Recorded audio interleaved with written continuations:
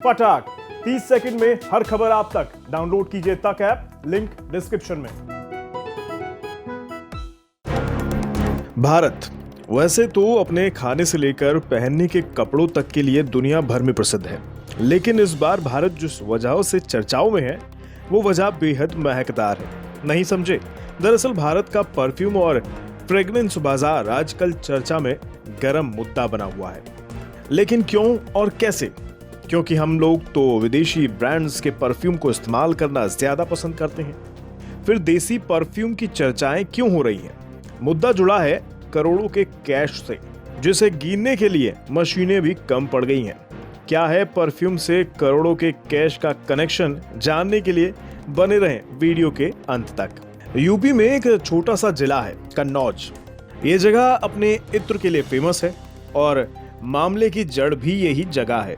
दरअसल यहाँ के एक इत्र कारोबारी के घर की तिजोरी, अलमारी, बिस्तर, दीवार और पता नहीं कहां नोटों की गड्डियां ही गड्डियां दबी पड़ी मिली हैं।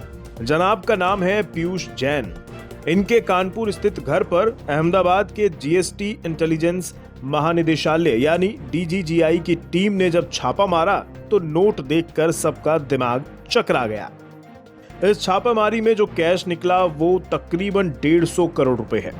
नोटों की गड्डियों का अंबार इतना है कि डीजीजीआई वालों को, इनकम टैक्स वालों को भी नोट गिनने के लिए बुलवाना पड़ गया। इतना ही नहीं, इन नोटों की गड्डियों को गिनने के लिए 4 नोट गिनने वाली मशीन भी मंगानी पड़ी। लगभग 24 घंटे से नोटों की गिनाई चल रही है।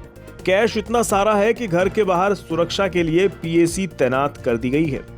इन करोड़ों की गड्डियों के मालिक पीयूष जैन केवल इत्र का कारोबार नहीं करते थे। दरअसल वे गुटखे के कारोबार से भी ताल्लुक रखते थे और यही गुटखा इनके फंसने की वजह भी बन बैठा। कानपुर की ज्यादातर पान मसाला यूनिट्स पीयूष जैन की ही ग्राहक हैं। इसी चक्कर में इनको कन्नौज छोड़ कानपुर आना पड़ गया।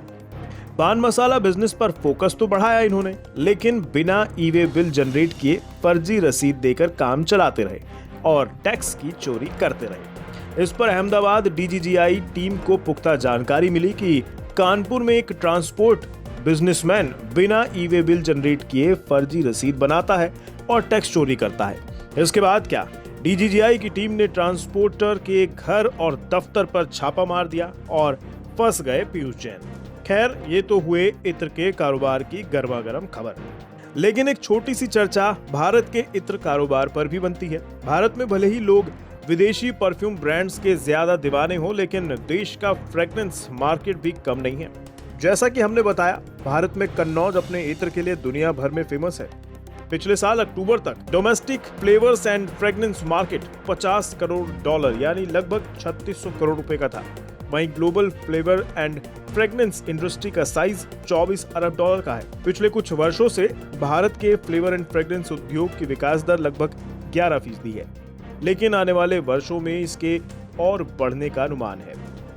भारत में प्राचीन काल से ही एरोमाथेरेपी, धूप और इत्र मौजूद है। एसेंशियल ऑयल परफ्यूम तो प्राचीन शाही विद्या का एक हिस्सा है।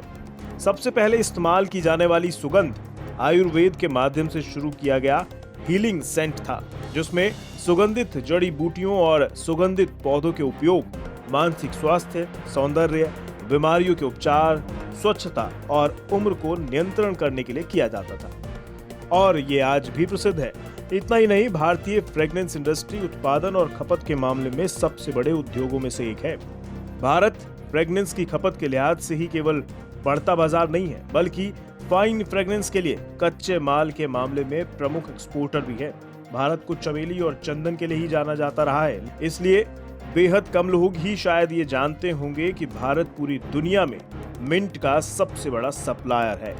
तो देखा आपने, कारोबार कोई छोटा नहीं होता, बस कमाई करनी आनी चाहिए, लेकिन टैक्स समय पर चुकाते रहे, वरना कच्चा लालच कई बार बहुत बड़ा नुकसान कर देता है, जैसा आपने इस वीडियो में देखा।